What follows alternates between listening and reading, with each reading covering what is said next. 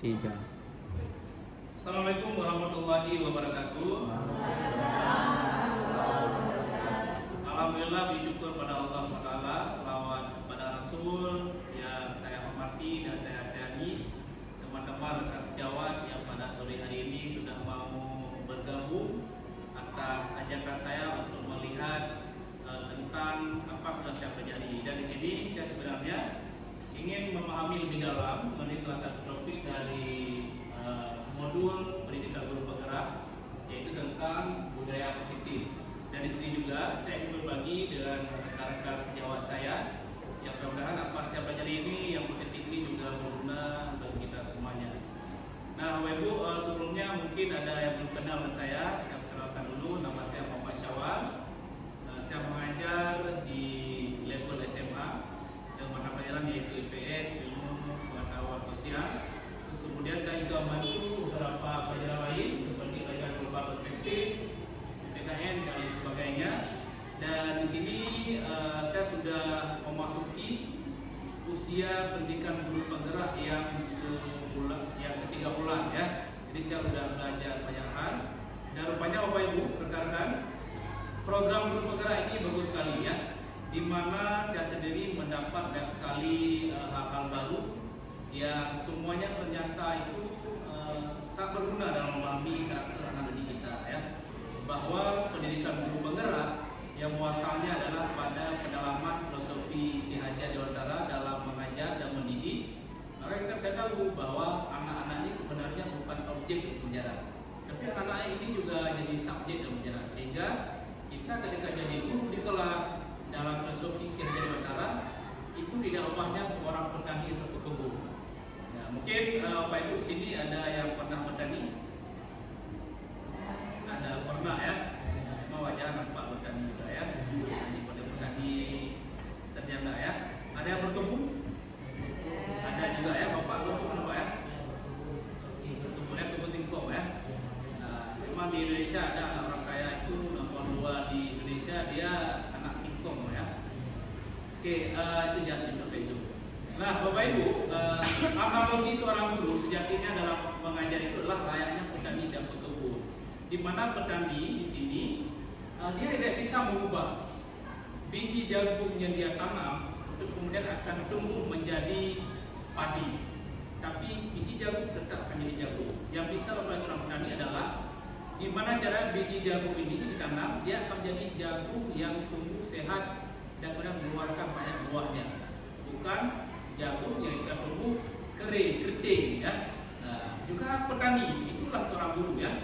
Guru itu juga layak petani. Ketika dia menyemai, dia mendapatkan biji kacang, maka tugas dia adalah merawat, menuntun biji kacang ini menjadi kacang yang sebelumnya kacang. Bukan kacang yang ketika tumbuh sudah daunnya berbulu-bulu ya kan, ya keriting ya. Istilah berkebun itu pas kita datang udah kayak dirgam bossu gitu ya. Ojih gak beli-beli, lagi bossu ya kan. Itulah kurang lebih ya analoginya. Oke, baik Bapak Ibu, kita akan masuk ke dalam topik yang paling inti pada hari ini, yaitu tentang budaya positif. Sebelumnya udah tahu apa itu budaya? Budaya. Tahu ya budaya ya? Nah, budaya itu berangkat dari kata budi dan daya ya. Nah, terus kemudian budaya itu juga punya arti yang paling sederhana, yaitu hasil karsa, rasa, dan karsa manusia ya. Oke, nah dalam kaitan budaya positif, apa itu budaya positif? Ya. Apa itu budaya positif? Apa itu udah tahu apa itu budaya positif? Ini laptopnya lihat ya, tapi orangnya nggak lihat. Budaya positif. Ya. Nah, Bapak Ibu, dalam kaitan budaya positif kita akan belajar memahami bersama nanti mengenai perubahan paradigma belajar. Lalu kemudian kita akan lihat lebih dalam disiplin positif, motivasi perilaku manusia, kenapa manusia melakukan ini, itu dan sebagainya. Lalu apa kebenaran dasar manusia dan bagaimana fungsi kontrol, restitusi, juga keyakinan kelas, dan terakhir adalah tentang segitiga restitusi. Ini penting sekali untuk kita memahami anak-anak ya. Perubahan paradigma belajar. Nah, ayo kita lihat bersama Bapak Ibu. ada stimulus respon ya. Stimulus respon artinya rangsangan-rangsangan dalam belajar ya. Kita sering memahami bahwa kebutuhan kita itu sama ya. Padahal sejatinya setiap kebutuhan realitasnya itu berbeda. Lalu kemudian ketika kita melihat anak-anak, setiap orang di mata kita itu sama. Padahal sejatinya setiap anak itu memiliki gambaran yang berbeda. Unik anak-anak ini ya. Lalu kemudian kita lalu pandangan untuk mengubah orang agar pandangan sama dengan kita. Ketika kita mengatakan A, kita ingin orang lain juga menyebut A. Padahal sejatinya setiap orang dia berusaha memahami pandangan orang lain tentang dunia. Artinya punya pandangan perspektif dan berbeda-beda juga ya. Dan seterusnya Bapak Ibu bisa lihat dan memahami sendiri ya. Semuanya nampak ya. Nampak terang ya. Terang sekali.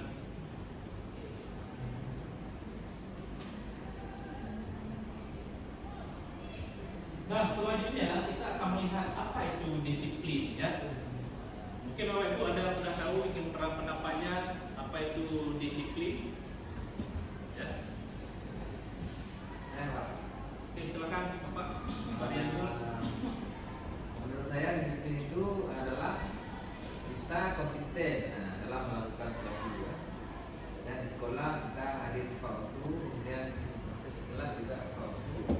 Juga dalam misalnya belajar kita ada waktu kita sehari itu 1 jam untuk belajar untuk mengembangkan diri dan kita lakukan setiap hari.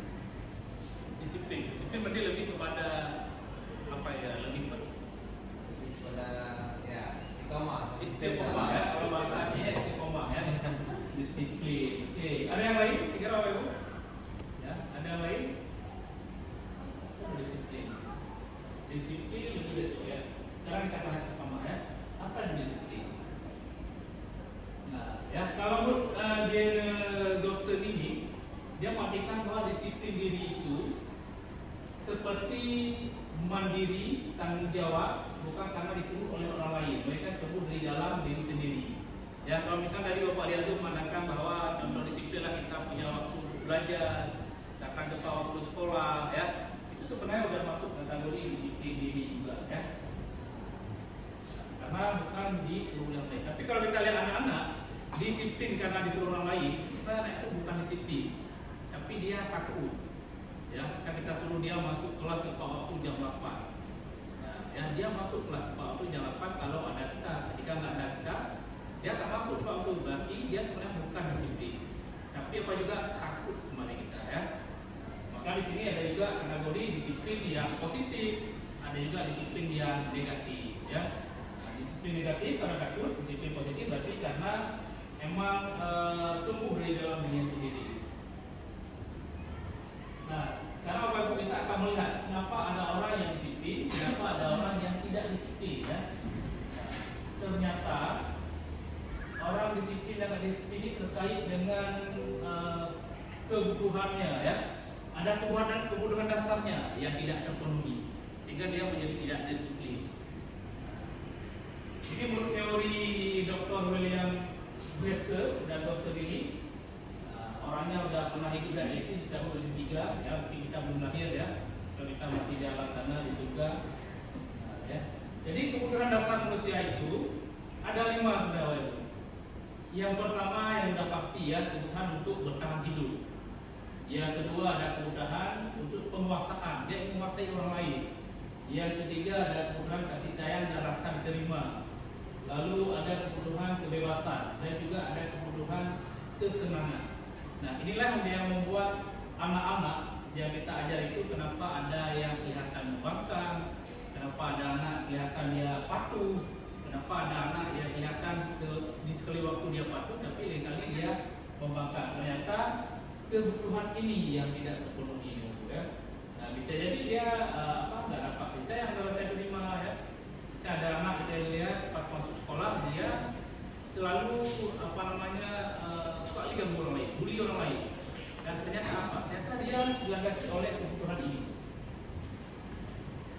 penguasaan ini, ya.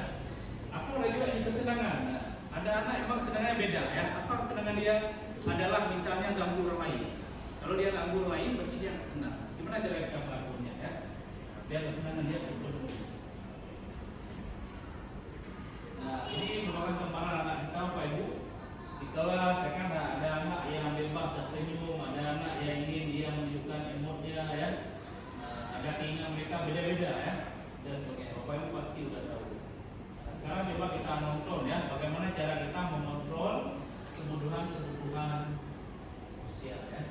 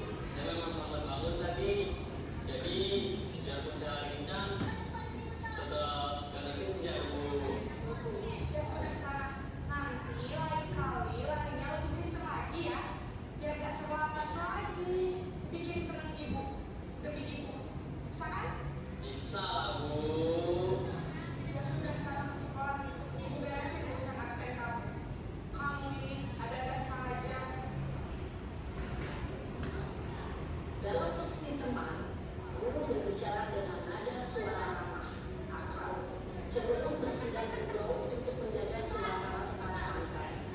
Murid akan merasa senang, aman, dan akrab dengan guru. Identitas yang tercipta adalah identitas sukses atau berhasil.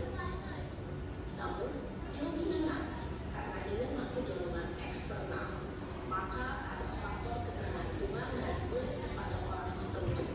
Di sini, guru aksennya, sehingga lain waktu, murid bisa berperilaku penting, namun hanya kepada orang-orang tertentu saja.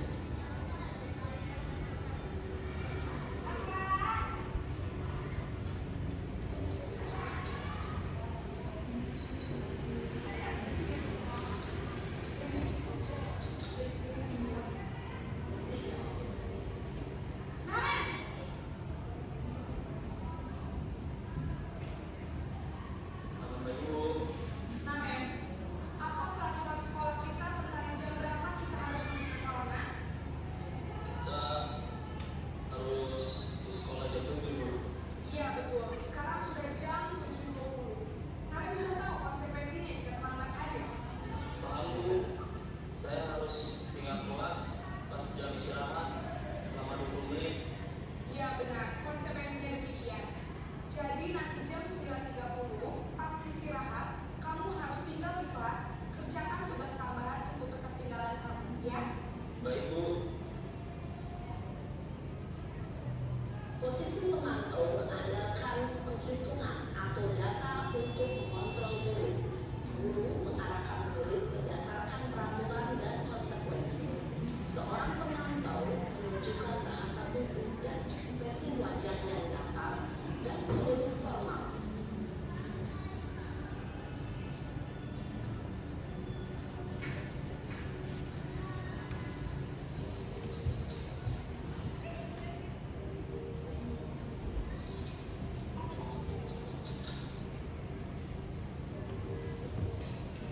Namen,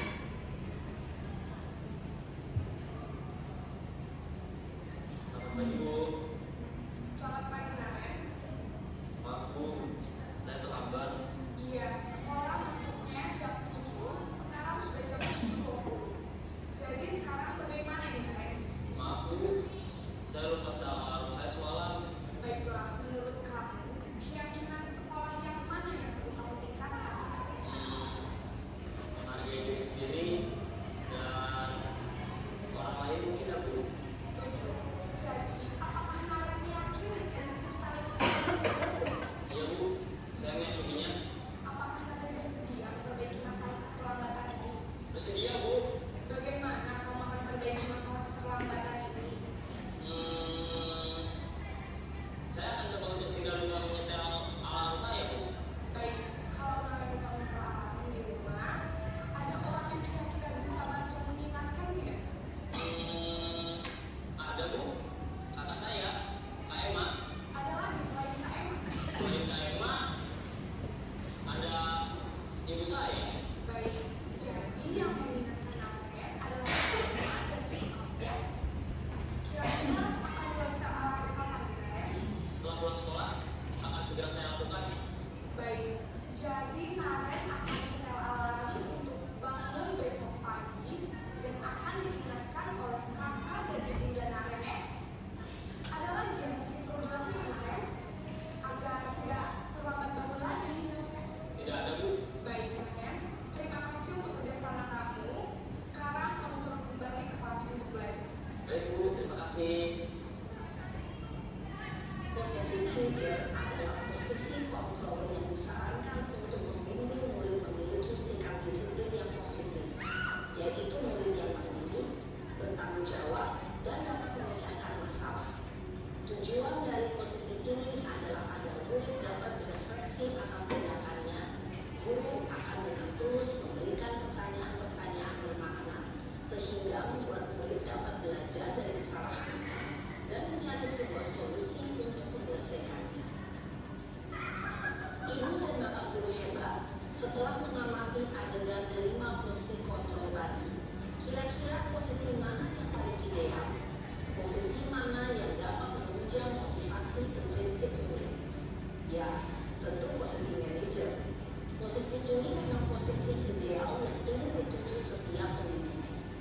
Pada posisi inilah, guru dapat menerapkan disiplin positif dan berpihak pada murid yang memerdekakan murid. Perjalanan seorang pendidik tentunya tidak mudah untuk sampai pada posisi seorang manajer. Namun, tujuan kita pasti, yaitu menciptakan murid-murid yang mandiri, merdeka, dan bertanggung jawab. Semoga penggambaran 5 posisi kontrol yang telah diperlihatkan ini dapat menjadi ajang refleksi bagi kita semua, agar dapat terus mengasah dan menerapkan disiplin positif yang memerdekakan murid. Mari terus berlatih dan bersemangat. Selamat menerapkan. Salam dan bahagia, Ibu dan Bapak Guru. Hebat. Oke, Bapak Ibu. Kita sudah melihat ini ada 5 posisi kontrol ya. Kira-kira Bapak Ibu sudah pernah menerapkan yang mana? Semua. Hah? Semua. Jadi kita udah dengar, udah menyimak ada 5 posisi kontrol, ada yang pertama sebagai penghukum, ada pemberi pembuat rasa bersalah ya. Ya Pak Fir ya. Pak Fir kok disenyum dia dari buat anak bersalah atau gimana? Wah, luar biasa. Nah, inilah faedahnya kita untuk diskusi bersama ya. Nah, jadi kan anak-anak itu sebenarnya Bapak Ibu, nah, kalau misalnya kita dekati ke posisi teman, ke posisi manajer ya, maka ada hal positif yang akan dapat oleh anak-anak ya. Tapi 2 posisi yang paling positif ini kita bisa lihat nih ya, yang paling bagus adalah posisi sebagai manajer ya. Karena posisi ini bisa membuat anak-anak itu jadi lebih merdeka, kemudian dia tidak merasa bersalah dan dia tidak merasa menjadi orang yang terhukum ya. Mungkin kita sering melakukan sesuatu yang tanpa sadar, malah bukan membuat anak ini menjadi lebih baik, tapi menjadi anak ini menjadi lebih drop ya, lebih down ya. Karena kenapa? Karena kita salah menggunakan posisi kontrolnya ya. Oke, nah, kita akan lanjutkan bahwa sebetulnya ada nggak yang ingin bertanya ataupun berdiskusi sebelum kita lanjut? Iya. Oh ada ya? Ya silakan Pak Amul. Kan kalau dulu kan pada saat kita sekolah dulu kan, pada saat kita sekolah banyak guru yang di posisi penghukum, tapi dalam beberapa yang dihukum itu akan ada dampak positifnya. Dia berubah perilakunya setelah dihukum. Nah, jadi sebenarnya posisi penghukum ini untuk sekarang masih relevan nggak diterapkan? Oke, bagus sekali ya Pak Nurul ya. Nah, pola pemberian hukuman ya ala-ala orang dahulu ya. Nah, kira-kira masih relevan nggak dengan dunia sekarang ya? Nah, sebelum saya menjawab nih, mungkin Bapak Ibu ingin memberikan pandangan. Ada relevan? Oke, silakan Pak. Ini udah mantap luar biasa, udah hidup. Mungkin beda zaman, beda treatmentnya, beda perlakuan kita. Kalau dulu mungkin kita tanpa gadget, jadi banyak paling kita mengelola dengan guru dan tidak ada yang tahu. Kemudian kalau sekarang anak-anak banyak sekali serangan dari gadget, ya. Kemudian temannya dia bertemu dengan teman-teman sangat banyak setiap hari. Tidak tahu kita biasa bagaimana, jadi mungkin sudah lebih rentan, lebih emosinya pun lebih lemah daripada emosi anak guru. Kalau kita dulu misalnya dipukul sama guru, paling cerita sama kawan sekelas atau sama guru yang lain. Tapi sekarang kalau kita sekali membuli anak-anak, menghukum mereka, akan ketahuan seluruh dunia. Jadi mungkin harus ada treatment yang baru di era yang baru ini. Selain kami dapat kan luar biasa ya. Ya, oke dari Ibu misalnya. Ini dari penghukuman ya. Kebetulan tadi di asrama itu masih menerapkan itu. Cuman terkadang gini, ketika mereka bersalah, mereka dikasih hukuman. Tetapi hukumannya itu disepakati dulu. Kalau misalnya kita melanggar bagian kebersihan nih, misalnya nggak bersih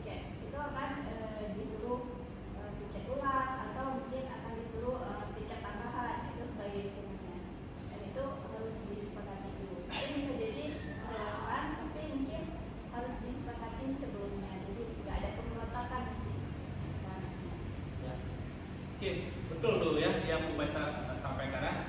Boleh saja ada hukuman, tapi hukuman itu harus duluan melalui proses yang namanya kesepakatan ya. Nah, atau misalnya proses pembentukan keyakinan asrama ya. Anak-anak ini yakin nggak dengan hukuman begini akan dituruti. Kalau dia menuruti, berarti ketika melanggar berarti emang itu ya istilahnya sudah sewajarnya harus mereka patuhi ya kan. Kembali kepada yang tadi yang Pak Maulul sampaikan ya. Apakah relevan pola hukuman dari masa dulu di masa sekarang ya? Saya sangat setuju dengan apa yang disampaikan oleh Pak Yazul ya. Sekarang kita beda zaman nih ya. Zaman sudah berbeda, anak-anak sudah berbeda, malah nama anak yang lahir di zamannya itu juga beda. Dulu istilah nama misalnya Gen Z, Gen Y, sebelumnya lagi ada baby boomer, sekarang ada Gen apa lagi nama sekarang? Alpha ya. Malah ada yang baru apa namanya? Gen apa nih? Gen strawberry. Nah, Ibu, gen strawberry ini paling bahaya ya. Konon menurut beberapa penelitian, gen strawberry-nya gen yang paling mudah rapuh. Ya, paling mudah baper, paling mudah merasa terbuli. Malah ada anak misalnya dia cuma post satu postingan, nunggu 2 menit belum ada yang like, dia udah merasa dibully di dunia. Nah, ya, itu ada anak itu ya, saking rapuhnya ya.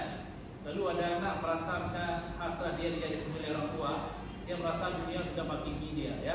Akhirnya dia bunuh diri ya. Nah, padahal kalau bunuh diri itu terasa kurang pintar ya Pak Yazul ya. Karena yang pintarnya adalah bunuh ini ya, bunuh roh ya. Ya, nah yang pintarnya adalah nggak membunuh ya, tapi cerita kepada Rasulullah ya. Kita harus keseli. Nah betul memang di era sekarang dan konteks zaman sudah beda, pola pemberian hukuman itu nggak cocok lagi. Kalaupun kita akan menggunakan hukuman, tapi kita dahulukan dulu yang namanya proses membangun kesepakatan. Tapi yang paling cocok sekarang adalah proses menjadi teman bagi si anak ini.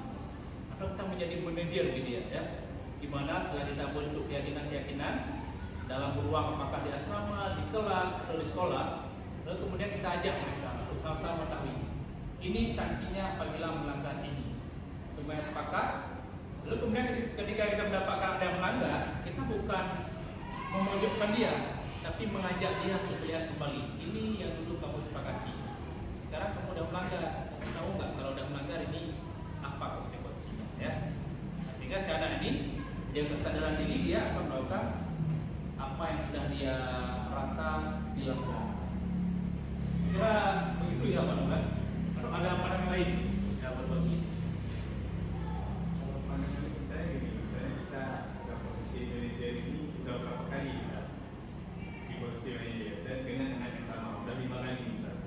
Karena itu enggak padu-padu juga. Itu bagaimana apa kita beralih ke posisi penghukum dengan tampar sekaligus atau gimana?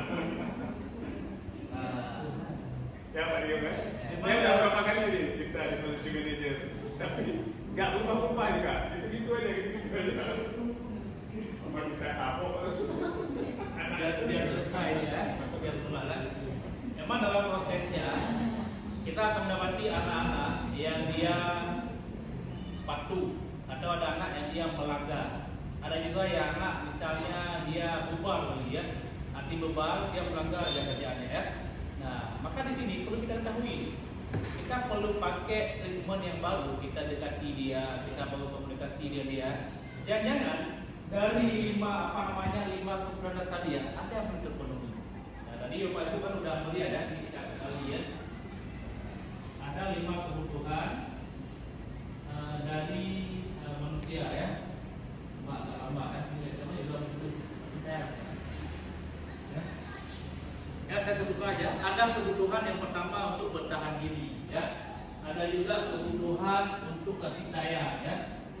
Ya, kemudian ada kebutuhan penguasaan. Ada juga kebutuhan kebebasan dan kesenangan. Nah, kita perlu dekati ini, ya. Kita dekati, kita konsisten ulang, kemudian kita duduk dengan anak. Apa yang si anak ini merasa belum terpenuhi? Ya, bisa jadi, kenapa dia terus melanggar? Karena ada kebutuhan yang dia tidak terpenuhi. Apa kebutuhan dia? Dia ingin iPhone misalnya. Ya, tapi sudah berulang kali dia minta sama mamahnya ya kan. Dia cuma dibeli HP yang bukan iPhone, meskipun lebih mahal ya kan. Tapi dia tidak maunya iPhone. Maka sebagai manajer, nah, kita kita perlu mungkin membelikan iPhone baru satu untuk dia. Ya, kalau di rumah kita perlu komunikasi ya. Nah, ini yang paling penting, jangan sekali Bapak Ibu dapat anak begini, kita kapok dia atau kita coret dia dari absensi sekolah. Kamu nggak boleh lagi sekolah di tempat kita karena kamu terus melanggar. Saya capek ini, nggak kuat di sekolah kamu, itu jangan baik. Karena kenapa? Karena fungsi kita guru adalah untuk mendidik anak-anak yang begini, ya. Kalau bukan kita guru yang mendidik anak yang begitu, siapa lagi ya kan?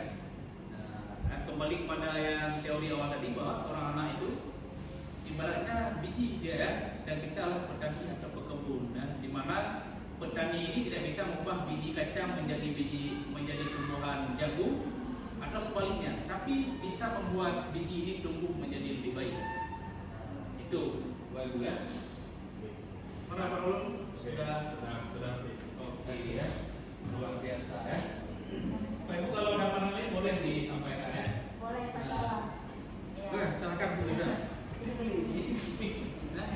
Bagaimana jika seandainya ternyata sistem yang kita bangun ternyata berbeda dengan orang tuanya. Misalnya di rumah anak ini sudah sering dilakukan sistem penghukuman. Jadi setiap kali dia melakukan sebuah kesalahan, itu orang tua akan memberikan dia hukuman atau konsekuensi yang berat. Terus ketika dia di sekolah, mungkin seperti yang Bapak sampaikan tadi, ada salah satu kebutuhan dia tidak terpenuhi di rumah. Jadi di sekolah dia berpikir. Nah, sedangkan di sekolah ini kita kan tidak bisa mempraktikkan penghukuman seperti selain yang dilakukan orang tua mereka. Gitu. Bagaimana kita mengontrol anak itu?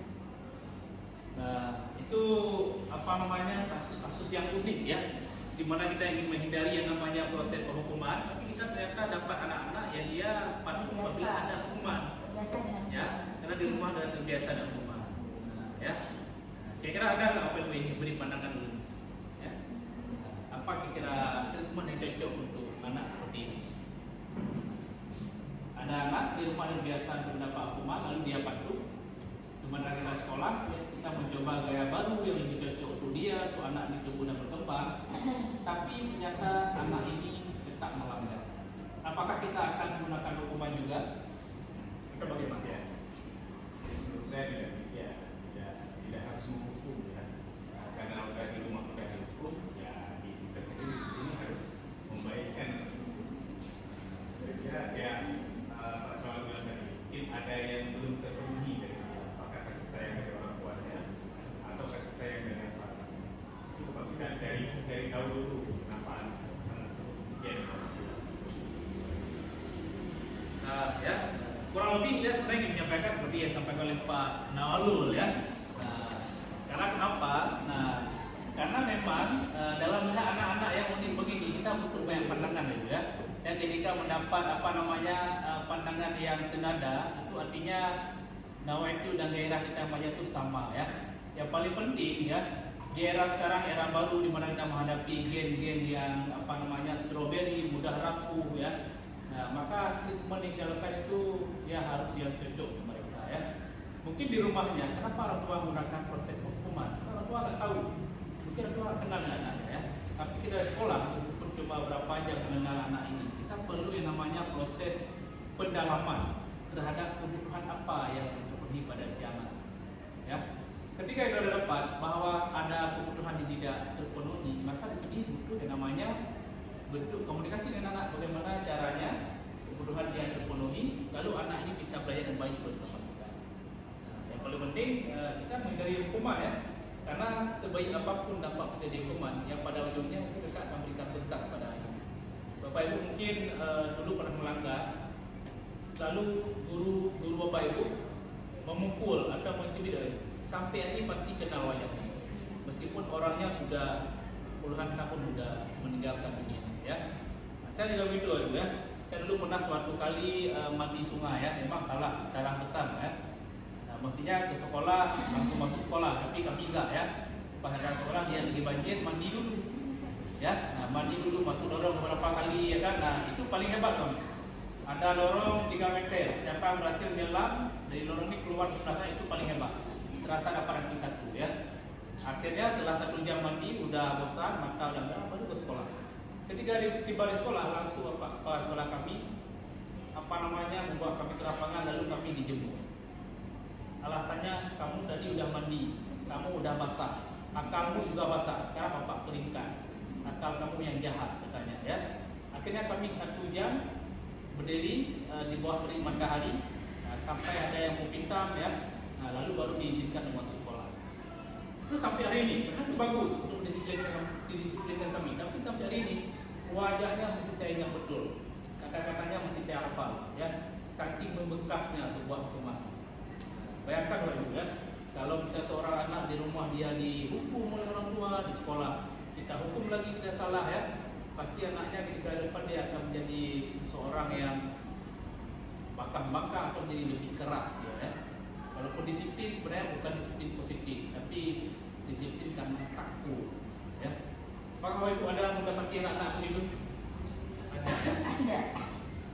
Sebenarnya ada trik ini ya, bagaimana cara kita menyelesaikan kasus ini ya. Di slide ke depan kita akan melihatnya. Oke, Bapak Ibu sudah tahu ya, posisi cara mengontrol ya.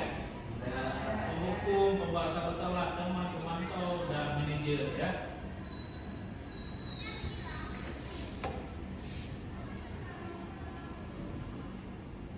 Semoga kita dapat menghindari posisi kita dari yang tidak baik Bapak ya. Nah, ada beberapa kasus yang kita dapati Bapak Ibu, ada cara untuk melihat ataupun mencari solusinya ya. Nah, dalam modul yang kami pelajari ini namanya segitiga restitusi. Kenapa namanya segitiga? Memang bentuknya segitiga ya. Nah, kita akan nonton dulu biar lebih paham ya.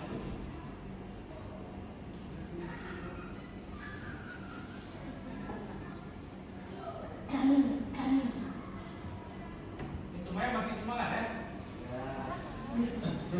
Ya orang tuh. Ya.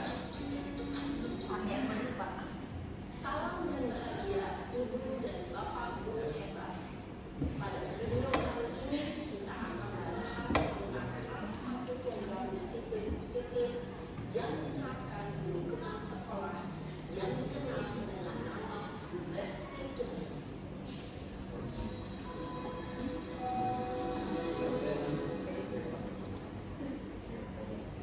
Restitusi dikembangkan oleh pakar pendidikan dari Joseph berlandaskan pada teori kontrol William. Segitiga restitusi adalah suatu proses dialog yang dijalankan oleh guru atau orang tua agar dapat menghasilkan murid yang mandiri dan bertanggung jawab.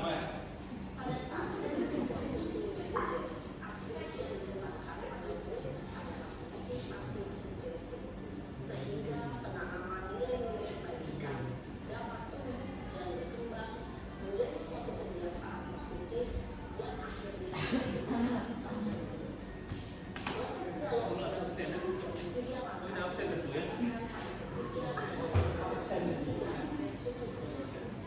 Sisi pertama adalah bidang identitas. Ada absen ya? Sisi yang kedua adalah validasi tindakan yang sama. Dan sisi yang ketiga adalah menggunakan keyakinan. Ibu dan bapak guru, berikut ini akan ditunjukkan bagaimana seorang guru berada dalam posisi manajer menggunakan penerapan segitiga restitusi.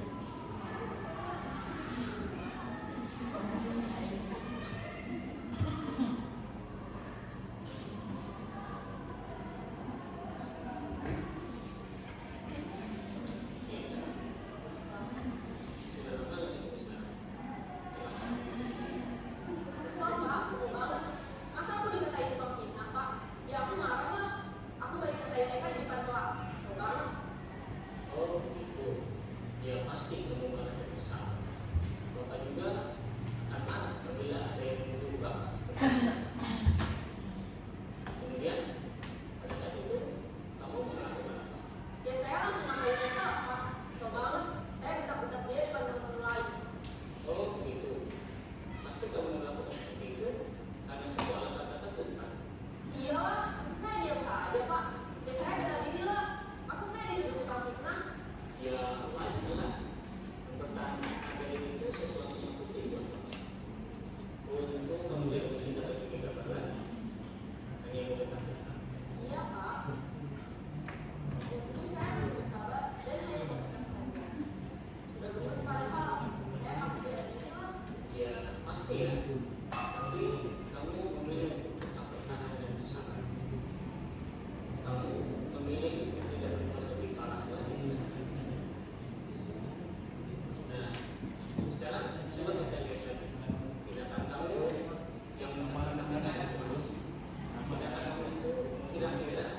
sesuai dengan keyakinan kelas atau prinsip tidak? Jadi keyakinan atau prinsip mana yang sesuai dengan keyakinan?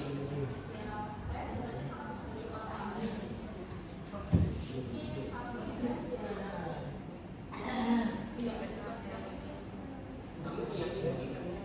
Mengambil orang itu penting betul. Iya, setuju. Kita harus saling menghargai.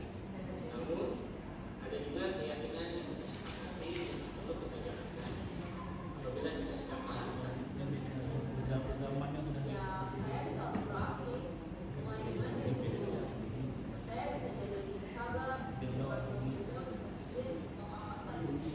kira-kira kamu bersedia memperbaiki masalah ini tidak? Sedia, Pak. Kalau kamu memperbaiki masalah ini, kamu akan menjadi orang seperti apa? Saya akan menjadi orang yang bertanggung jawab kali ya, Pak. Dan senantiasa proaktif. Iya, menurut kamu bagaimana rasanya menjadi orang seperti itu? Dan nyamanlah, bangga bisa bersabar dan nyaman dulu. Baiklah kalau begitu. Yuk kita pengen bagaimana memperbaiki masalah ini.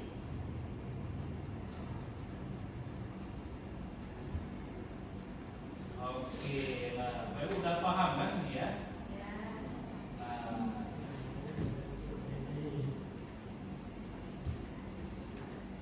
ya Bapak Ibu, segitiga restitusi itu sebenarnya berangkat dari kata ini ya. Ada 3 langkah kita dalam menyelesaikan kasus pada seorang anak ya.